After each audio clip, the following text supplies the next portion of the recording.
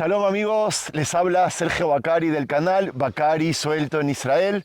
Otra vez acompañado hoy con un amigo, un viejo amigo virtual que hoy nos conocimos, tuve el honor de conocerlo, Darío Teitelbaum. Darío, ¿qué tal? ¿Cómo estás? Hola, muy bien. Saluda al público, presentate, No, contanos dónde aparte estamos. conocerte después de haberte leído y haberte visto tus videos que son tan difundidos, así que para mí también es un placer y estamos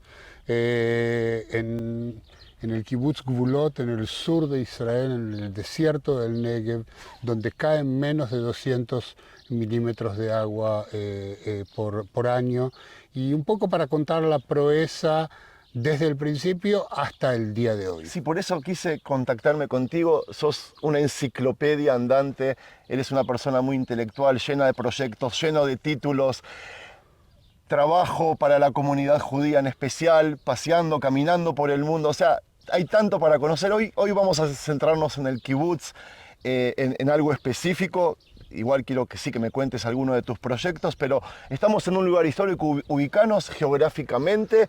¿Y qué hacemos acá? Ok, nosotros estamos en la zona desértica antes del Sinaí, del desierto del Sinaí, que todos conocemos del relato bíblico, etcétera, etcétera. Y es una zona árida, en su gran mayoría son o kibutz o moshav, que es otra forma de colonización en la región, y estamos hablando en realidad del primer kibutz en la región, levantado en 1943. Pero si no había Israel. No había Israel, no había todavía Estado. El último punto judío estaba a 75 kilómetros de acá. La ciudad de Beersheba era una ciudad árabe, la ciudad de Ashkelon era una ciudad árabe, la ciudad de Ashdod era árabe. Quiere decir que estamos hablando no solamente en un desierto físico, sino también estamos hablando de un desierto demográfico donde la población era población beduina nómade. ¿Y para qué vinieron? A, No había dinero acá. ¿Qué clase de judíos son ya ustedes? en 1941 queda claro qué es lo que está ocurriendo con los judíos en Europa. Yo te filmo, seguí Y hablando. seguimos, y se encontró el Estado de Israel en la necesidad de preparar lugares donde puedan llegar en el futuro judíos que van a ser refugiados de Europa. Eso por un lado. Por el otro lado estaban ya las tratativas de la partición de Palestina y buscaron un lugar que extienda los límites de la Israel en ese momento, y es el lugar donde nosotros estamos. Gvulot es parte de 3 observatorios que se levantó para ver si es posible hacer agricultura, si es posible vivir acá. El agua la comprábamos de beduinos, y en este lugar que nosotros estamos viendo acá es justamente el sitio histórico hecho en su gran mayoría de adobe, Sí. con una torre de seguridad Llena de de concreto, llena de balas, producto de la guerra de 1948, la guerra de la independencia de Israel, y a este lugar llegaron jóvenes judíos que querían crear una sociedad diferente, una sociedad más igualitaria, una ciudad, una región que tenga algo de pionerismo, que no sea la ciudad, un lugar donde ellos puedan desarrollar no solamente la vida productiva, sino también la vida social. Entonces se establecieron de esta manera, desde el principio del movimiento sionista hasta hoy en día, se establecieron los kibbutzim y alguna clase de moshavim en la zona.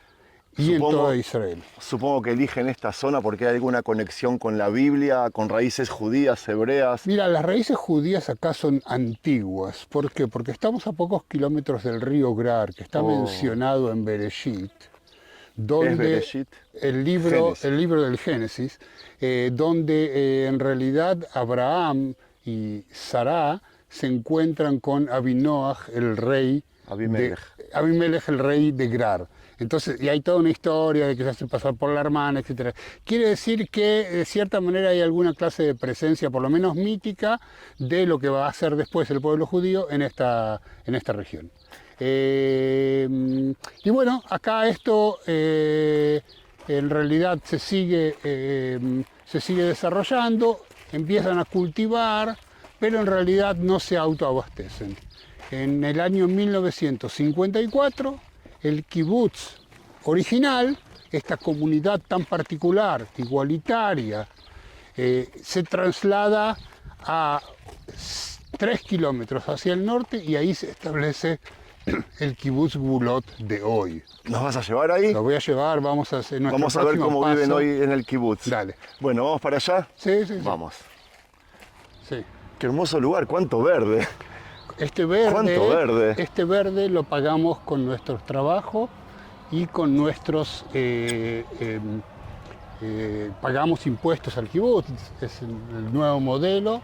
Quiere decir que está hecho con mucho esfuerzo económico y Mucha es agua. una elección, y mucha agua, y es una elección de valores nuestra vivir en un ambiente de esta clase, es decir, con todos los césped, con el césped, con toda esta cosa. Aquí en este césped grande se organizan las grandes fiestas, especialmente la fiesta de Shavuot, la fiesta de las primicias.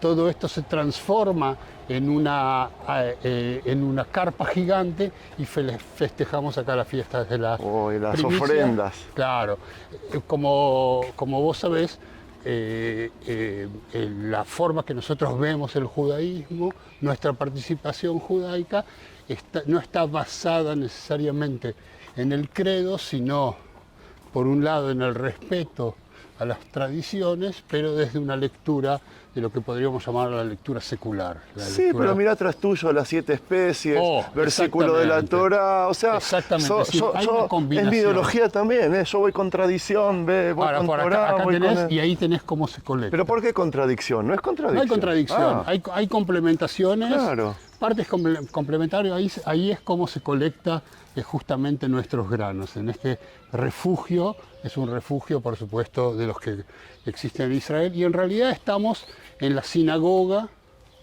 ¿Cómo la sinagoga? Claro, la sinagoga nuestra es el comedor. Ah, Nosotros, es decir, cumple exactamente la misma función que la sinagoga. Nos reunimos, lo que pasa es que comemos. Ahora, ¿qué es lo que pasa en las sinagogas? Antes de la tfilá, del rezo, hay un poquitito de cosita Sí, y después se chumería. come bien, Ah. los turcos toman arak, etcétera, etcétera. Y no, nosotros simplemente... y este es el lugar de encuentro del kibutz. Darío, Sí. una pregunta. Esto tan pastoril, tan silencioso, ¿qué hora es ahora? Y si es algo que caracteriza este lugar, esta vida tranquila, este silencio, esto es ideal. Estamos más que nada antes de la hora del almuerzo. Más o menos almuerzan unas 250 personas acá. Acá adentro, ¿entramos? Dentro del comedor. Sí, sí, Sí. sí, por supuesto. O sea que este ambiente que vemos ahora es típico del Es lugar. típico. Así se vive aquí. El bullicio comienza a las 4 de la tarde cuando los chicos salen del Beit Yeladim, de las casas de niños. Ahí comienza, es la vida del kibutz. Bueno, y lo primero que veo apenas entro es una persona ortodoxa. Sí, porque el kibutz el comedor es kasher. Mirá qué hermoso el comedor. Sí, nuestro lugar de encuentro. Como nosotros también tenemos turismo acá, es el lugar que en realidad la gente que viene a alojarse también come acá, especialmente el viernes a la noche. Vienen a vivir un poco la cena sabática del kibutz.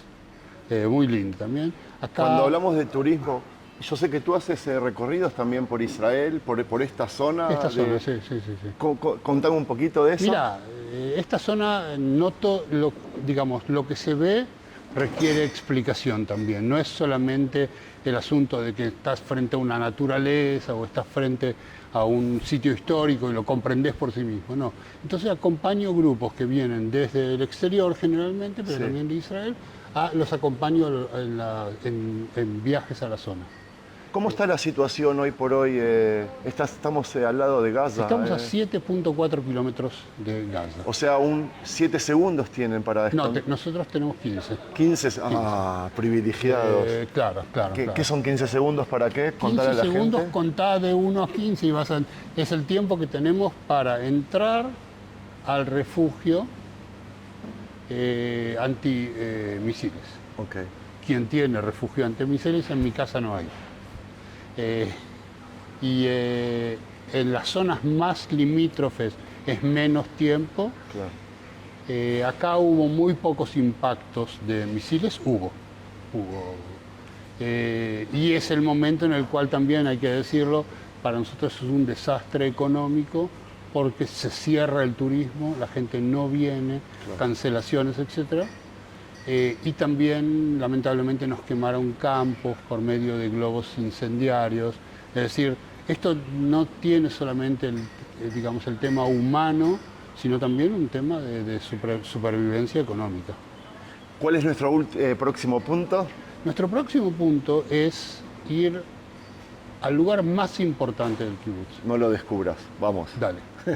Ahí salimos. ¿A dónde estamos yendo ahora? Estamos yendo a la zona más importante del kibutz, que es la zona de la educación. Los fundadores de este kibutz, como 87 kibutzim más en Israel, vienen de un movimiento juvenil judío muy particular que se llama el Hashomer Hatzair, un movimiento de origen judaico, sionista y socialista. Y de cierta manera la transmisión es por medio de la educación. Y por eso la educación fue tan central siempre en el movimiento kibutziano. Ahora lo que nosotros estamos entrando es a la zona de lo que se llama Batei Eladim, las casas de niños, ese es el nombre.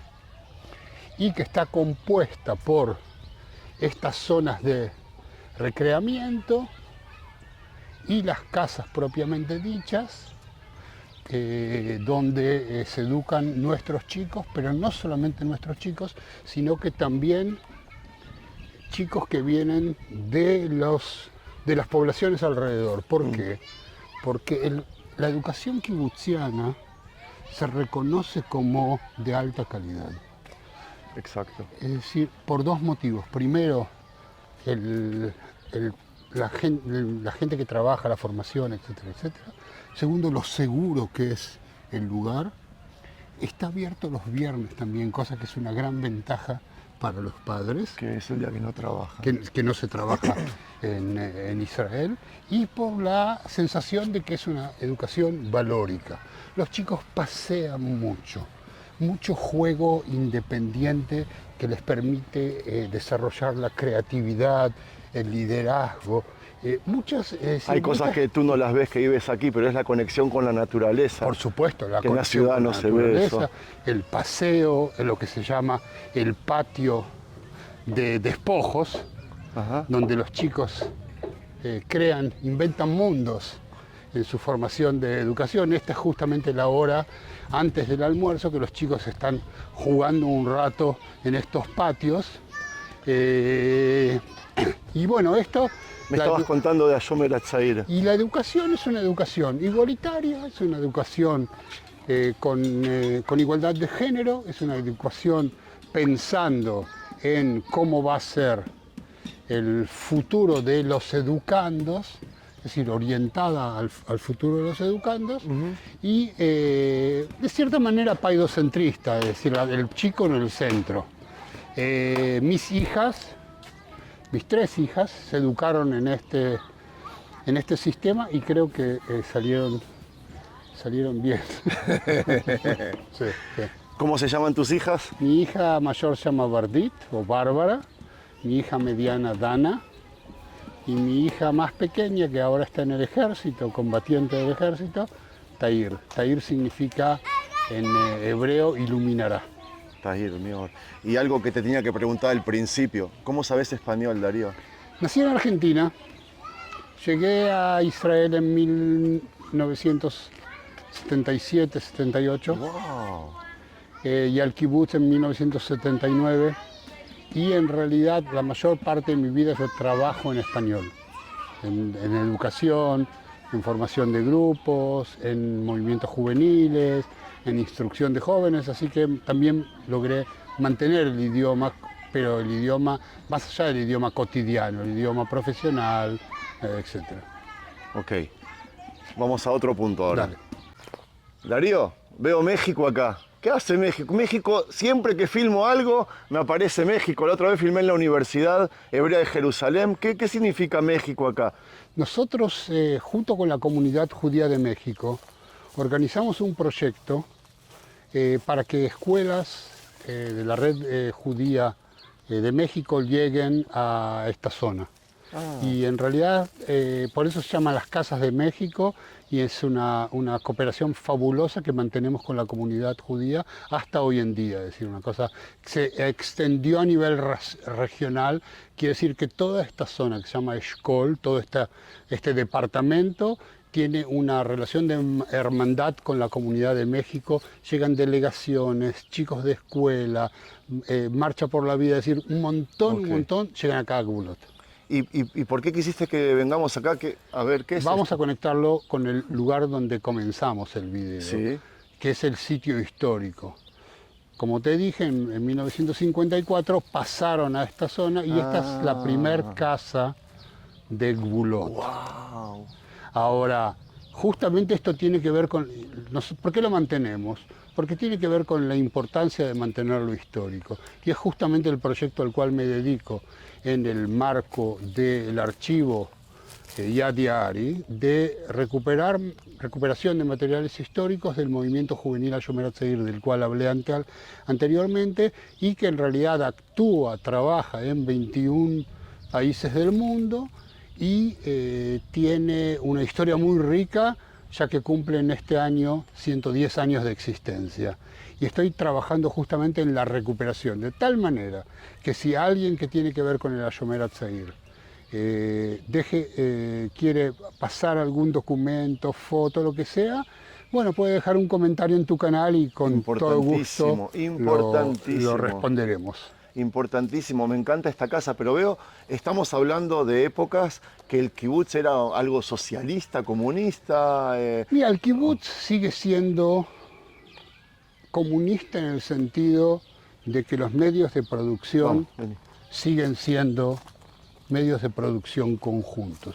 Es cierto que el kibutz clásico, que trabajaba según la fórmula de cada quien, según su capacidad y a cada quien por su necesidad, esa fórmula ya casi no existe. Juntamente con esto, nuestro kibutz, Gbulot, que es un kibutz también pequeño en carácter, no solamente en número de personas, es un kibutz que logró mantener digamos, los valores centrales, a pesar de que hubo cambios en lo económico.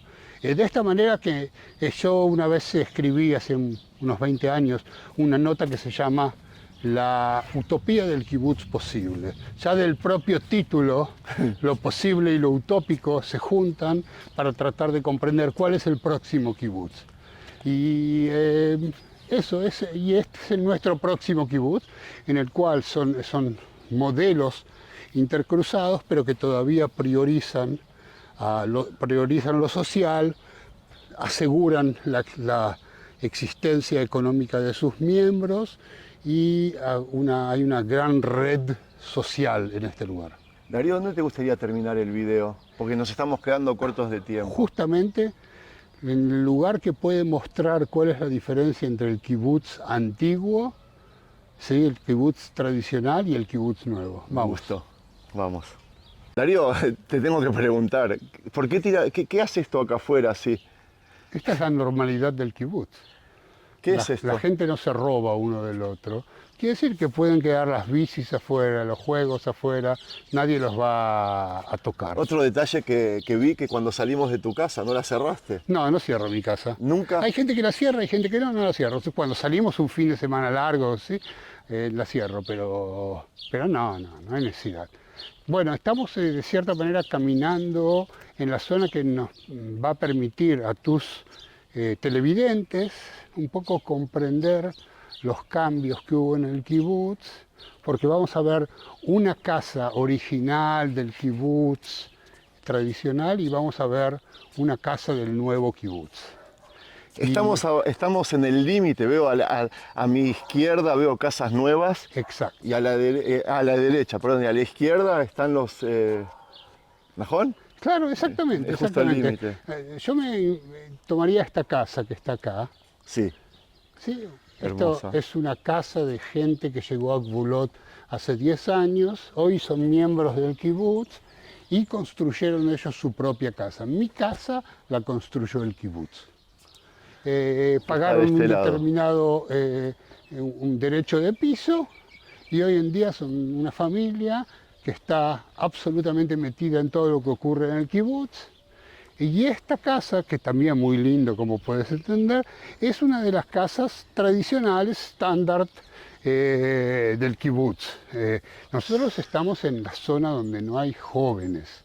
Esta es la zona de lo que llaman los vatikim. Los vatikim son los veteranos del kibutz, pero ya de vuelta ves, y hablamos sobre la importancia de la educación, nuevamente ya ves acá alrededor toda esta zona, que también es una zona de educación, con una cancha de fútbol, etc. Es decir, de cierta manera, si vos me preguntás qué sintetiza los cambios que pasó el kibutz, lo podemos ver por medio de la arquitectura. Es decir, de casas cúbicas a casas que parecen casas con techos de doble agua, sin rejas, pero con de todas maneras acá esta verja natural. Y bueno, este es el kibutz posible. No es el kibutz ideal, no es el kibutz de quien lo comenzó. Estamos 6 generaciones después del comienzo del kibutz. Y hay que decirlo, me parece importante que lo sepan. El kibutz es la sociedad multigeneracional estable en la sociedad humana. Todas las comunas y en la primera generación, en la segunda generación se terminaron. El kibutz, después de más de 120 años de existencia, sigue vivo. Mi movimiento, el movimiento Shomer HaTzair, después de 110 años de existencia, 2 guerras, la fundación del Estado de Israel, sigue existiendo también. Y me parece que es un poco la esencia de todo lo que te conté hasta ahora. 3 preguntas para terminar con respuestas cortas. ¿Te las digo las 3 o una por una? Una por una. Una por una. ¿Qué es esto que vemos aquí atrás, pintado, lindo, decorado? ¿Qué es? Es parte de nuestra vida. Es un refugio antimisiles. Que se lo pintó de tal manera que para se que no conecte con toda la zona educativa. La segunda pregunta, la gente que vive aquí, ¿de qué trabaja? La mayor parte de la gente trabaja fuera del kibutz. Algunos trabajan en agricultura, algunos trabajan en los campos nuestros. Nosotros somos los proveedores número 1 de Israel de papas. Tenemos un tambo, uno de los más grandes de Israel, con 11 millones y medio de litros de leche de producción anual. Otra cosa conectada a la Biblia y a la... Cierto, por supuesto, la tierra que emana, claro, emana leche y miel. Pero la mayor parte hoy en día trabaja fuera. Yo en realidad no trabajo en el kibutz propiamente dicho desde 1994. Ok. Y la tercera pregunta, más allá de que aceptaste mi reto y me hiciste un gran favor que me dijiste que sí para hacer el video, ¿por qué quisiste hacer este video?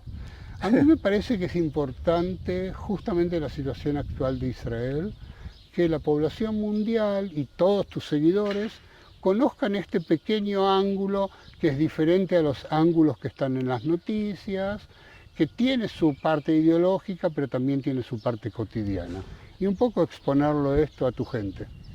Darío, miles de gracias en nombre mío, en nombre de toda la gente del canal, y ojalá que tengamos éxito y que este sea el primero de una serie de videos que hagamos en un futuro. Dale, con todo gusto. Y Yarko, toda Darío. Gracias. Bye bye.